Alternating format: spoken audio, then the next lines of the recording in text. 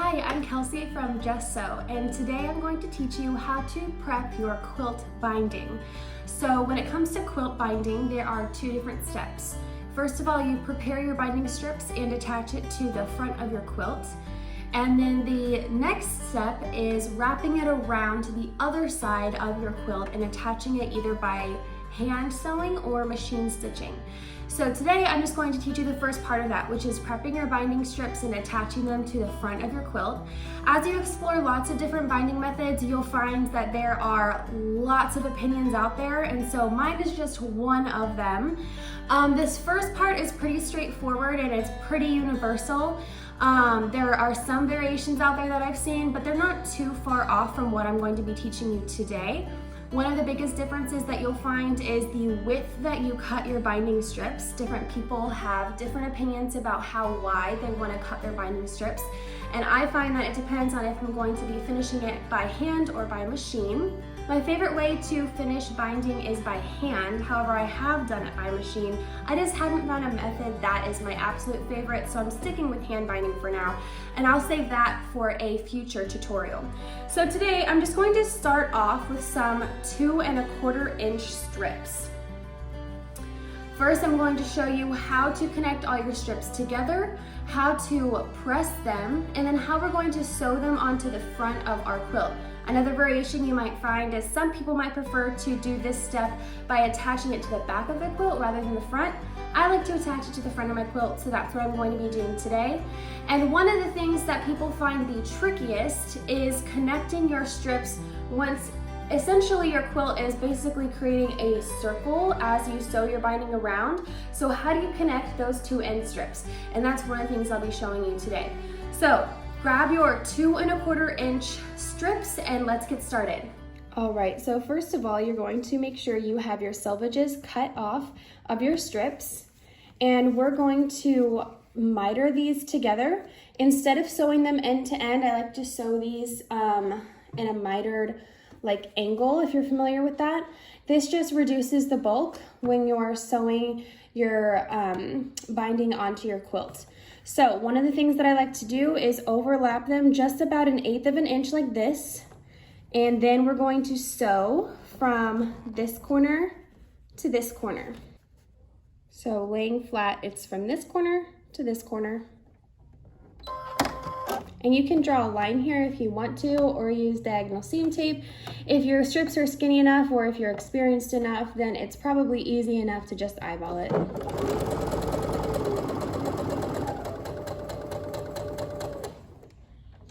And that is how you're going to connect all of your strips. You would then take the end of this next one and sew the next strip onto that. I just go ahead and chain stitch all of these together and then snip them apart. And then our next step is over at the ironing board. Once you've pressed all of your seams open, you're going to start at one end, and you're going to fold this together, wrong sides together, so that it is just your right side that's showing all the way around. Make sure that you line up your raw edges as best you can. This will be very helpful the more precise that you are. So you can just go this whole way, ironing it like this, or I do have a new tool. This is called the Binding Ease by Quilted Hearts. I do carry them in my online quilt shop. If you want to give it a look on my website, I'll link it below. It has these 2 little tabs here, which are plenty wide enough for any binding width.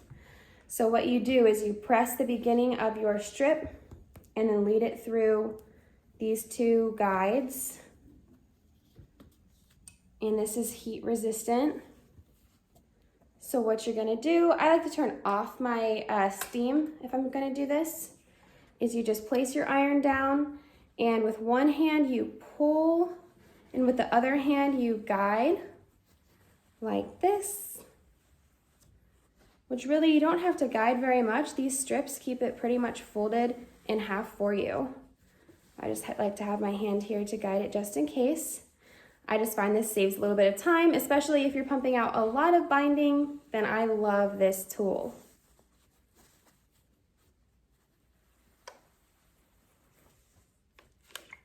Every now and then you might have to pick up your iron to wake it back up again. All right, at this point, your binding will probably just look like this. Now we're going to attach it to our quilt. Okay, so you're going to take one side of your quilt. Here I have the edge of it, and you're going to place your binding on it so that your raw edges are all together. The fold of your binding will be over here. And you want a pretty long tail. So when calculating how many strips of binding you need, make sure to always round up, because we do want, even if it turns out you need exactly 6 strips, I recommend you cut 7 strips, because you'll always want a tail. And I like to leave that tail as big as I feel like I can, so at least 6 inches, if not more. And then I'm going to sew it with a 1/4 inch seam. Now at this point, your quilt's probably pretty heavy over here, especially for me. I have double batting in this quilt, so it's pretty heavy.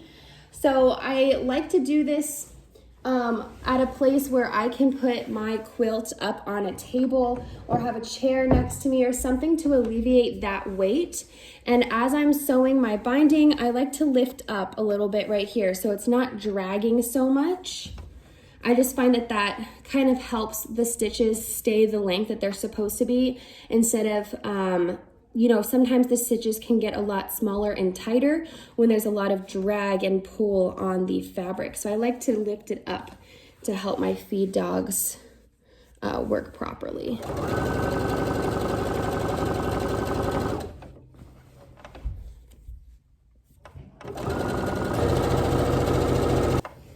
As we near the corner, what you're going to do is, depending on your seam allowance length, so my seam allowance is 1/4 inch, you want to stop that far away from the edge. So I'm going to stop 1/4 inch away from the edge.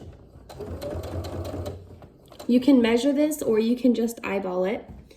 And then I'm going to lift up my presser foot but keep my needle down and pivot so that my needle is headed toward the corner of the quilt. And I'm going to sew right off of that, and I usually like to back stitch that as well. And then I'm going to cut my thread. So your stitches should look like this. So they're going straight, and then they go off the edge of the quilt right off of the corner. Now this is where we start our next side of the quilt. So we're not cutting our binding or anything to turn this corner. We're just cutting our thread so we can pivot. So now I'm headed the next direction. And what I'm going to do here is I'm going to fold this up so that the binding is now facing this new direction. And we want all right angles here. We want this to look like a square. And we don't want to see any of this showing. So you don't want to see any of that showing. We want that to be a perfect 45-degree angle to your 90-degree angle, if that makes sense. And if you're having trouble knowing how to fold it like that, one of the things that I like to do is say, put your pointer finger down and then bring it across like this. And that'll help you kind of know how to fold it in that direction. And if all is well, now you can just start sewing again, and we're going to sew starting right at the edge. I like to back stitch and then keep going.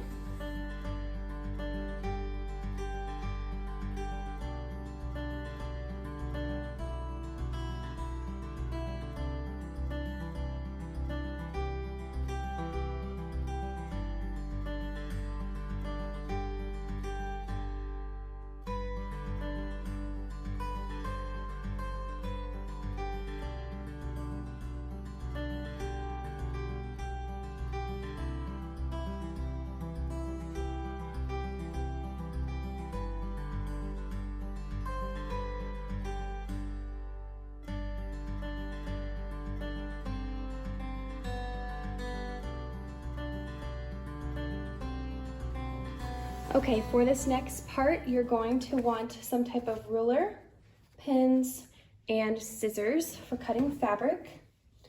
Now you'll need to remember what width you cut your binding strips at, or you can just remeasure it. As you can see, I have a lot of extra binding. I'm gonna just cut off the excess real quick. Okay, so I've left a gap here, and like I said, the bigger the gap actually the better, so if you wanted to make this gap bigger, you could. What you're going to do is measure so that these strips overlap the same width that your strips are. And what I mean by that is my strips are 2 1/4 inches wide, so I want my 2 strips to overlap 2 1/4 inches. So I'm gonna make sure that my first one here is like about halfway through the gap, and then I'm going to use my ruler to measure, and I'm going to overlap this, and I'm going to measure twice, cut once, 2 1/4 inches. You can either mark that or you can just go ahead and cut it, whichever you prefer. So I have my ruler here. This is flat, and we're gonna cut it at 2 1/4.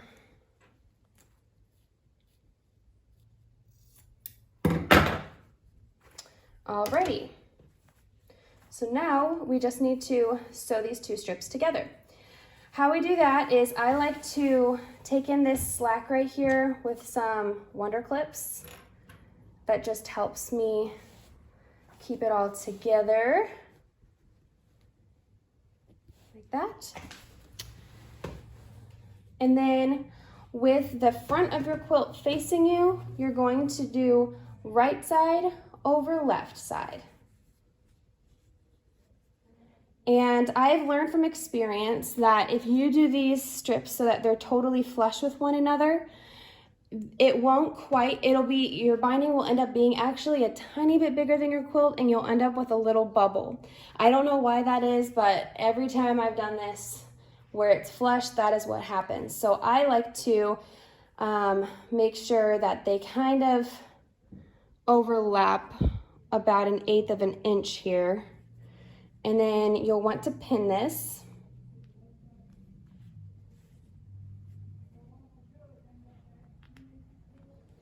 And just like before, you can either mark your diagonal line or you can eyeball it, but you're going to sew from this corner to this corner.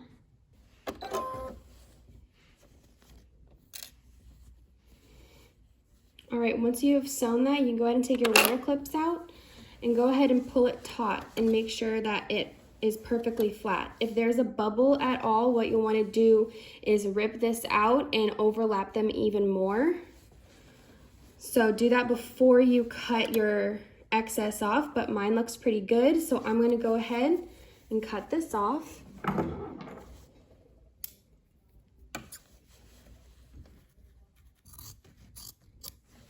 And you can also take this over to the ironing board and iron it open, but I'm too lazy for that. I always end up just finger pressing these open and fold it in half. And go ahead and finish sewing this binding on. You'll want to overlap your stitches a little bit with where you stopped and where you started.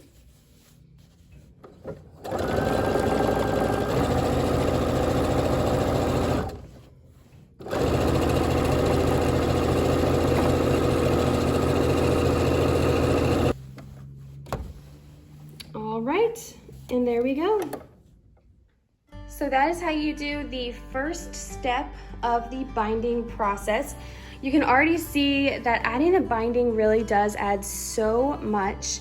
The next step is going to be turning this over onto the other side, and I'm gonna finish this one by hand. So a hand binding tutorial will be coming out soon. You can keep an eye out for it. If you want to learn how to machine bind, I do suggest hunting around a little bit. I've just seen so many different ways that people do it, and it really has been difficult to find one that works seamlessly every time for me. But hand binding I can always do without fail, so that's what I'm going to be doing with this one. and I'll show that to you guys next. So stay tuned for that next tutorial, but I hope this one was helpful.